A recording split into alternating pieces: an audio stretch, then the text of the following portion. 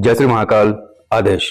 जय श्री महाकाल गुरु जी। जी, तो ये है रुद्रा फणिंद जी और ये आए हुए हैं हैदराबाद से और ये तंपिसा साधना के लिए आए हुए थे।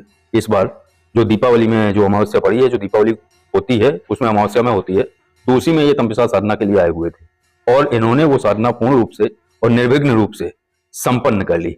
अब हुआ ये कि वो निर्विघ्न क्या, उसमें बड़ा विघ्न पड़ने वाला था और बड़ी दिक्कत खड़ी हो गई थी।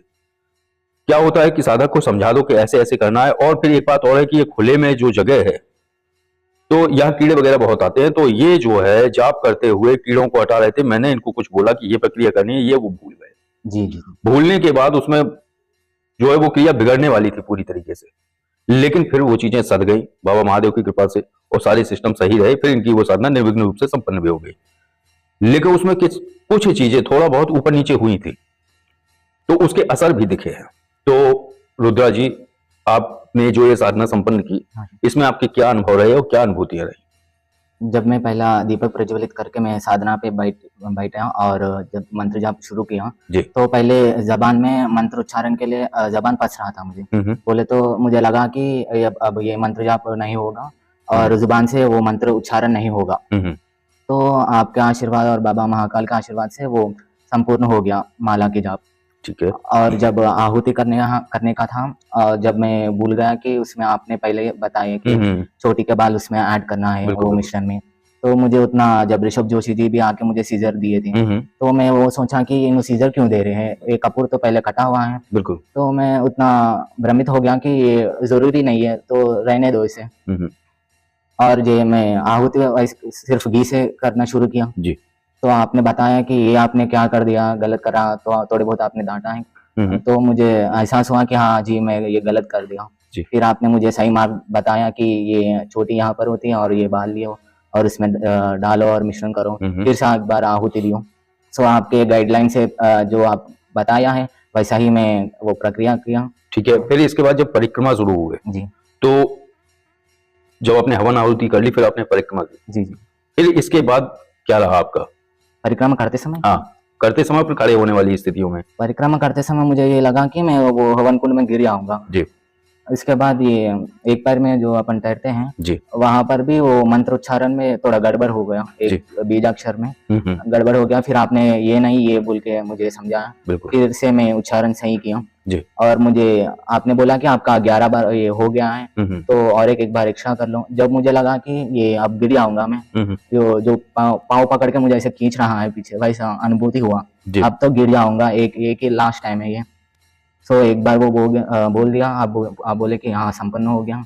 तो आपको प्रणाम और बाबा महाकाल को प्रणाम करके मैं पैर नीचे रख के साधना संपन्न। ठीक है। इसके बाद क्या है कि ये जो क्रिया बिगड़ी थी तो इसका देखना पड़ा कि इसमें क्या कोई दिक्कत तो नहीं हुई, तो उसमें ये आया कि हाँ थोड़ा सा जोड़ने में प्रॉब्लम हुई है, लेकिन 1-2 घंटे बाद वो पूरी तरीके से समाहित हो जाए जी। फिर आपको बताया गया तो आप संतुष्ट भी हो गए, सारी चीजें सही। लेकिन फिर आपकी रात्रि की क्या अनुभूति हुई, जो कि बड़ी भयंकर थी? जी जी, बहुत भयंकर। ठीक है, इतनी भयंकर थी कि मैं, ये सब और एक और साधक थे आपके साथ, तो आपने उनके साथ क्या कर डाला? ठीक है, क्या स्थिति बनी थी वो आप खुद ही बताइए। जब मैं नींद में था मुझे एक स्वप्न आया कि एक सिर आया, उनके साधक के बेस में एक सिर आया और वो लेफ्ट साइड से मेरे में एंटर कर रहा है। तो मैं जब से जाग के उठा और तब मुझे ऋषभ जोशी जी ने, मैं होश में आए बाद में मुझे क्लियरली समझाए थे कि आप ऐसा ऐसा किए। कि मैं ऋषभ जोशी जी इधर आए, वो कुछ सामान उठा रहे थे तो मैं उनके पीछे पड़ गया कि उनको मारने के लिए। तो उन्होंने देखने के लिए थोड़ा अच्छा पर्सनालिटी रहता, फिर उन्होंने मुझे मारते बोल के मैं यू टर्न ले लिया और वो साधक के पीछे पड़ गया और उनका पैर में पकड़ के उनको लोच दिया।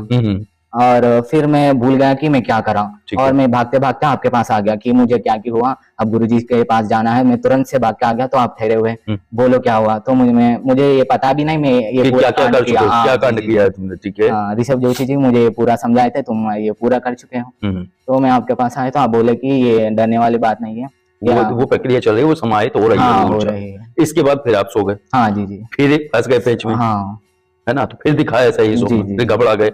तो क्या है कि आपके साथ ही थोड़ा सा ऊपर नीचे हुआ क्योंकि वो थोड़ा सा क्रिया में हेर फेर हो गया, इसलिए ये थोड़ी सी स्थितियां बनी है। तो ये जो आपने उधम मचाया रात में 3 बजे के आसपास, वो बड़ा भयंकर था, क्योंकि मैं बस लेटा ही था, आंख बंद ही करी थी, तो ऐसी धमा चौकड़ी हुई उस समय, इतनी हो हल्ला मच गया, मुझे लगा कि तेंदुआ घुस आया है आश्रम में। तो मैं एकदम से दौड़ के आया, देखा तो तुम वो जो है आतंक मचाए थे, अकेले ही 2-3 लोगों को खदेड़े पड़े थे। ठीक है, तो ऐसे नहीं करना होता है, कोई बात नहीं, चीजें होती हैं। तो ये अनुभूति आपकी बड़ी भयंकर रही है, ठीक है, और डर तो आपको अभी भी है, ठीक है, लेकिन कोई बात नहीं, निश्चिंत रहिए और आराम से अपना जो है, आज आप निकलने वाले हैं, आज आप घर जा रहे हैं, तो आराम से जाइए, कोई दिक्कत का विषय नहीं है।